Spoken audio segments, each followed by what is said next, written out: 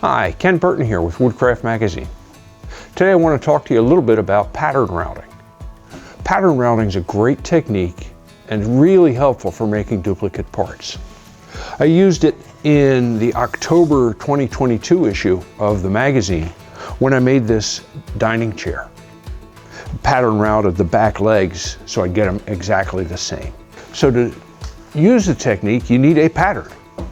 So I cut mine from 3/4 inch plywood. You could use 1/2 inch plywood, you could use MDF. You just want something that's going to hold its shape nicely. And then you cut the blank out.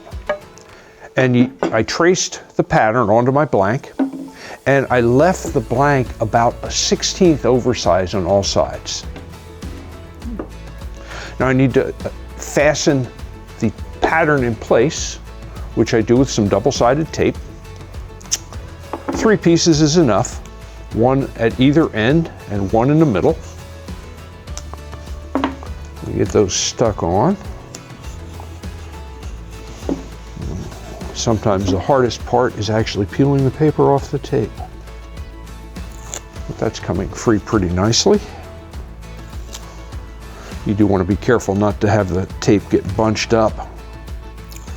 There we go. And then center my template. So I want to make sure that there's a little bit of material on all sides. So that looks good. And then to make sure it stays there, I'm going to take a clamp and just clamp the tape briefly. It does make the template a little hard to get off sometimes, but I'd rather that than it come off too easily. And one more squeeze down here at the end. So that's good. Now the other part of this is I need a bit for my router. So I'm going to use what's called an over and under bit. So this is a big pattern bit, pattern following bit, or a flush trim bit. This one's special because it has a bearing at the top and at the bottom of the bit. Chuck that in my router table here. Now the reason I use an over and under bit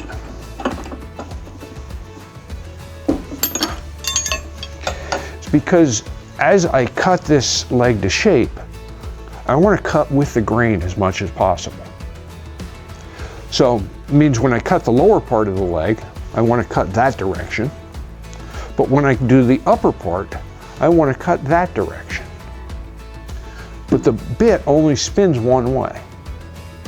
So what I'm going to do, I'll start in the middle, and I'll have the pattern on top. And so I can cut the lower part of the leg from the middle around to the middle. Then before I proceed to do the upper part of the leg, I'm going to turn the whole thing over. And now the pattern's underneath, so I'm going to have to switch which bearing rides against it.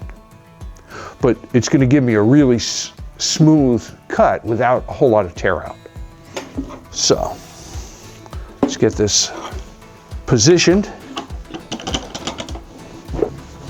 Now when I was designing this template in the leg, there are some little fillets in this little boss here. And I took in mind that that bit is 7/8 of an inch in diameter. I made those curves 7/8 too, so the bit would reach right in there. There we go. So the bit is going to cut the whole face of the blank, and the bearing's going to ride right along the template. All right, so I'm going to start cutting in the middle, cut around here, and stop when we get back to the middle on this side.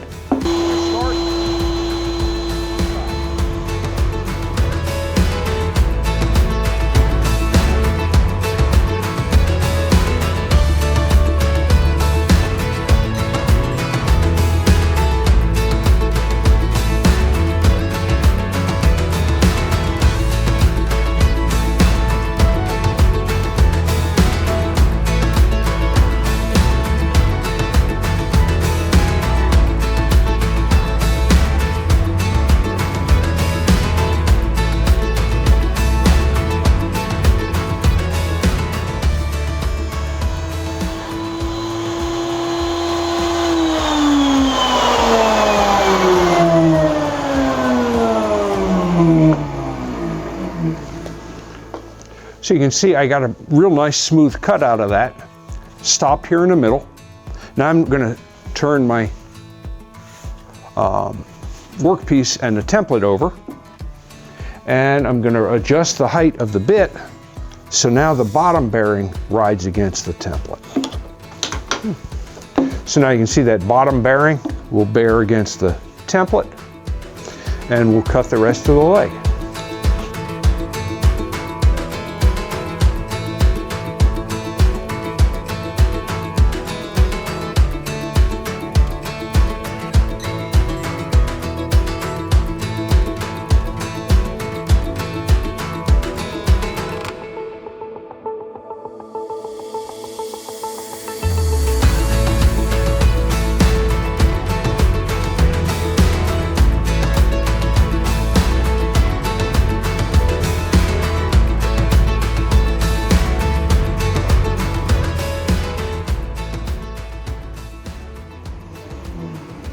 I noticed I probably should have chosen my stock a little more careful. I do have a knot, but because I was cutting with the grain, it did cut it cleanly. Usually where the cuts meet in the middle, you get a little weirdness, but that's pretty easily sanded out. And got a real nice table leg, no tear out, and just take a little bit of sanding to clean it up. All right, thanks so much for watching today. Hope you enjoyed the presentation. Please check us out on YouTube and on social media for more great woodworking techniques.